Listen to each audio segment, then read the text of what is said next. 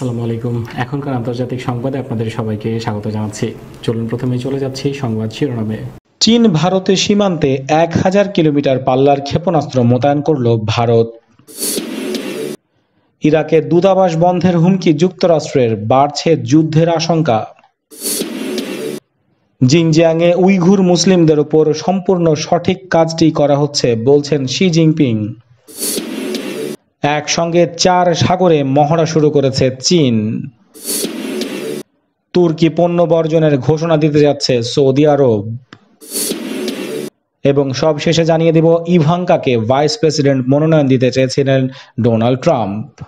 এই ছিল শিরোনাম, এবারে চলে যাচ্ছে বিস্তারিত সংবাদে। লাদাখের উত্তেজনা যে মোটেই কমছে না তা অনেকটাই আন্দাজ করা যায় চীন ভারত সীমান্তে প্রকৃত নিয়ন্ত্রণ রেখায় ভারতের প্রস্তুতি দেখে।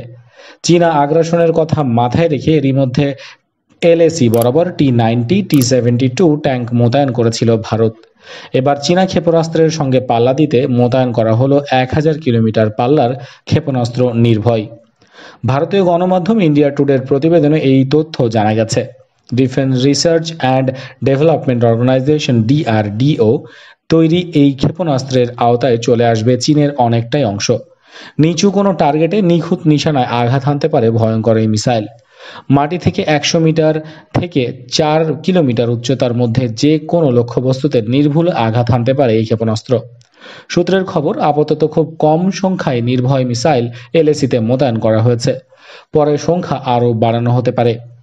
ভূমি থেকে ভূমিতে নিক্ষেপণযোগ্য 1000 কিলোমিটার পাল্লার এই ক্ষেপণাস্ত্রের আওতায় চলে আসবে তিব্বত।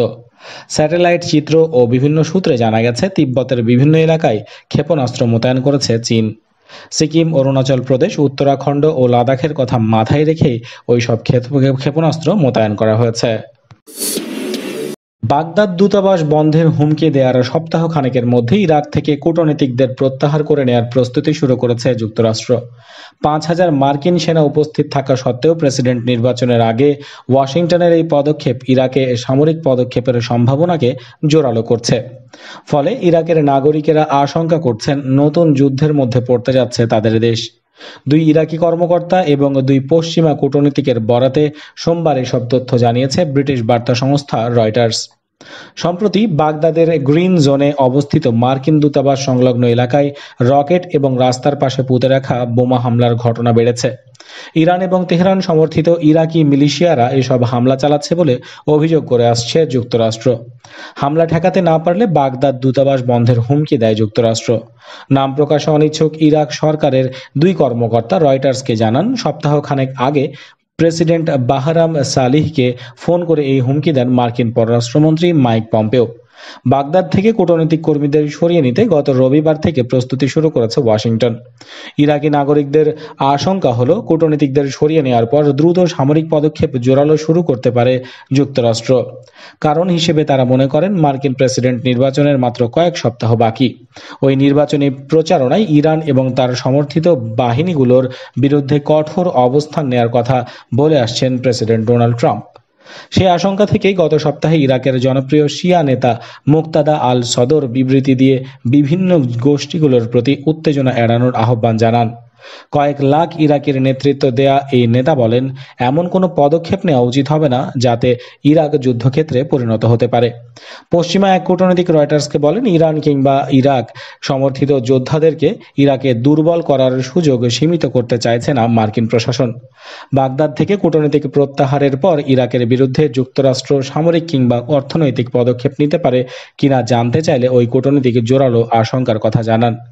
ইরাক থেকে কূটনৈতিক প্রত্যাহারের বিষয়ে জানতে চাইলে মার্কিন পররাষ্ট্র দপ্তরের তরফে বলা হয়, আমরা কখনোই বিদেশি নেতাদের সঙ্গে মন্ত্রীর ব্যক্তিগত আলোচনার বিষয়ে মন্তব্য করি না। ইরান সমর্থিত গ্রুপগুলো আমাদের দূতাবাসে যে হামলা চালাচ্ছে তা কেবল আমাদের জন্য বিপজ্জনক নয়, বরং ইরাক সরকারের জন্য বিপজ্জনক।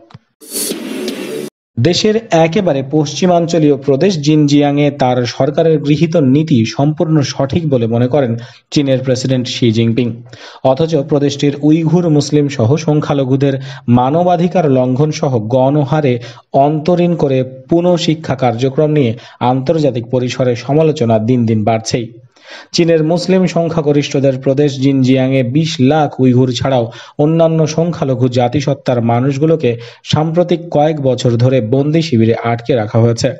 তাদের সেখানে রাজনৈতিক দীক্ষা দেওয়া হচ্ছে এবং মৌলবাদ দমনের নামে তাদের বিরুদ্ধে চালানো হচ্ছে অমানবিক নির্যাতন। মার্কিন সংবাদ মাধ্যম সিএনএন এক অনলাইন প্রতিবেদনে জানিয়েছে, শনিবারে শেষ হওয়া জিনজিয়াংয়ে 2 দিনের একটি সম্মেলনে যোগ দিয়ে চীনের প্রেসিডেন্ট শি জিনপিং বলেন, জিনজিয়াংয়ে চীনের কৌশল সম্পূর্ণ সঠিক এবং দীর্ঘমেয়াদে অবশ্যই এই কৌশল সেখানে জারি থাকা প্রয়োজন। দেশটির রাষ্ট্রায়ত্ত সংবাদ মাধ্যমের প্রতিবেদন অনুযায়ী জিনপিং আরও বলেন, দলের সবাইকে অবশ্যই জিনজিয়াং কৌশল কার্যকর করার বিষয়টিকে রাজনৈতিক দায়িত্ব হিসেবে মনে করতে হবে এবং সেখানে কার্যকরভাবে সঠিক রাজনৈতিক পরিস্থিতি তৈরির জন্য কঠোর দায়িত্ব নিয়ে কাজ করতে হবে সবাইকে। জিনপিং এ ব্যাপারে স্পষ্ট নির্দেশনা দিয়ে বলেন, এই অঞ্চলের টেকসই উন্নয়ন অর্জন করতে হলে আমাদেরকে অবশ্যই ইসলামকে চীনাকরণ করতে হবে। জিনজিয়াংয়ের গল্পটি বহু স্তরের, সর্বাত্মক এবং ত্রিমাত্রিক পদ্ধতিতে বলা এবং সেখানে দুর্দান্ত সামাজিক স্থিতিশীলতার আত্মবিশ্বাসের সঙ্গে প্রচার করা দরকার। গণহারে আটকে রেখে নির্যাতন চালিয়ে ধর্মীয় এবং রাজনৈতিক চেতনা পাল্টানোর আগে থেকেই নানামুখী চাপে রয়েছেন জিনজিয়াংয়ের মুসলিমরা। এসব মানুষকে তাদের ধর্ম পালনে নানা বিধিনিষেধ আরোপ করে রেখেছে সরকার। দাড়ি রাখতে কিংবা বোরকা পরতে পারে না মুসলিমরা, এমন রোজা রাখতেও চাপ দেওয়া হচ্ছে তাদেরকে। চীন দেশটির উপকূলীয় এলাকার বিভিন্ন অংশে একসঙ্গে 5টি সামরিক মহড়া শুরু করেছে।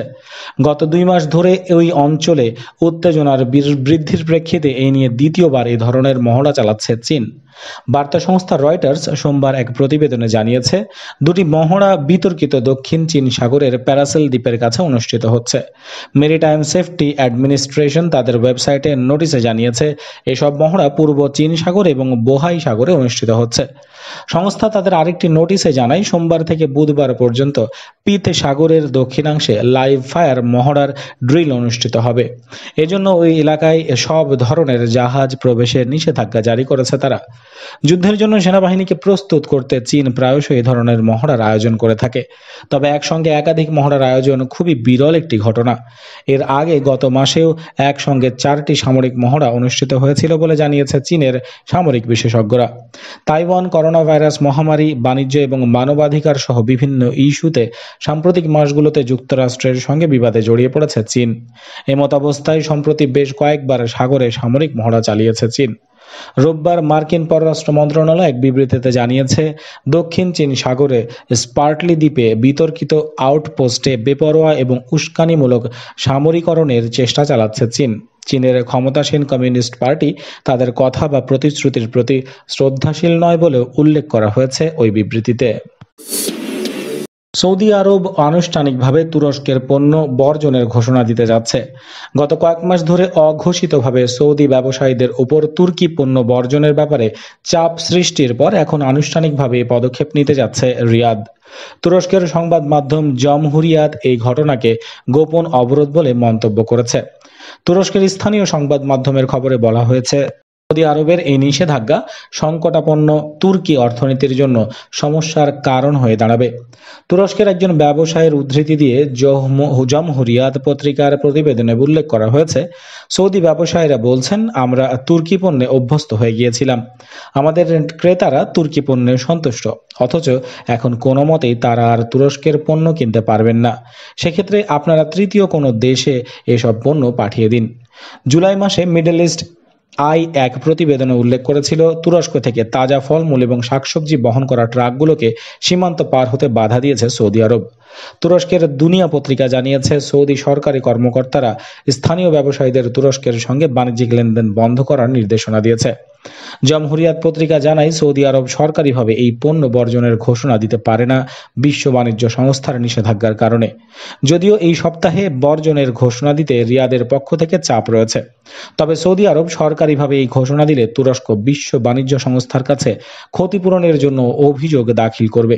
এর আগে তুরস্কের নাগরিকদের জন্য উচ্চ পদমর্যাদার কর্মসংস্থান চুক্তিও বাতিল করেছে বলে খবরে উল্লেখ করা হয়েছে।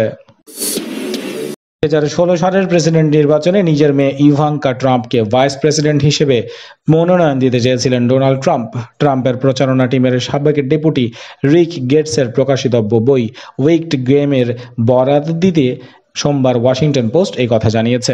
ওই বইটি 13 অক্টোবর প্রকাশিত হবে। সেখানে বলা হয়, ভাইস প্রেসিডেন্ট নিয়ে আলোচনার এক পর্যায়ে শীর্ষ ক্যাম্পেইন উপদেষ্টাদের ট্রাম্প বলেন, আমার মনে হয় এটা ইভাঙ্কা হওয়া উচিত। ইভাঙ্কা আমার ভাইস প্রেসিডেন্ট হলে কেমন হয়?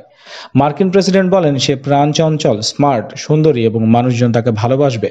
ওয়াশিংটন জানিয়েছে, নিজের ভাইস প্রেসিডেন্ট হিসেবে ইভাঙ্কার ব্যাপারে খুব আগ্রহী ছিলেন ট্রাম্প। এমনকি ইভাঙ্কা না তখন ইন্ডিয়ানার গভর্নর মাইক পেন্সকে ভাইস প্রেসিডেন্ট হবে তা নিয়ে 2 দফা ভোটাভুটি করেন ট্রাম্পের টিম।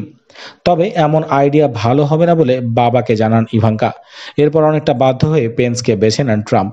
এই রিপোর্টের ব্যাপারে ট্রাম্পের প্রচারণা টিমের সঙ্গে যোগাযোগ করেছে সিএনএন। হোয়াইট হাউসে ট্রাম্পের একজন সিনিয়র উপদেষ্টার দায়িত্ব পালন করেছেন ইভাঙ্কা। ট্রাম্পের রাজনৈতিক ক্যারিয়ারে ইভাঙ্কা খুবই গুরুত্বপূর্ণ একজন ব্যক্তিত্ব। এমনকি তার বাবা প্রেসিডেন্ট হওয়ার পেছনে খুবই গুরুত্বপূর্ণ ভূমিকা ছিল ইভাঙ্কার। বন্ধুরা, এই ছিল এতক্ষণ পর্যন্ত সংবাদে। আশা করি আপনাদের ভালো লেগেছে। ভিডিওটি অবশ্যই লাইক করবেন, খবরটি আপনাদের বন্ধুদের সাথে শেয়ার করবেন। চ্যানেলে সাবস্ক্রাইব করে না থাকলে এক্ষুনি চ্যানেলে সাবস্ক্রাইব করে বেল আইকনে ক্লিক করুন নিয়মিত আপডেট পাওয়ার জন্য। কমেন্ট বক্সে আপনার মূল্যবান মতামত জানাতে ভুলবেন না। দেখা হচ্ছে পরবর্তী খবরে। ততক্ষণ পর্যন্ত ভালো থাকবেন। আল্লাহ হাফেজ।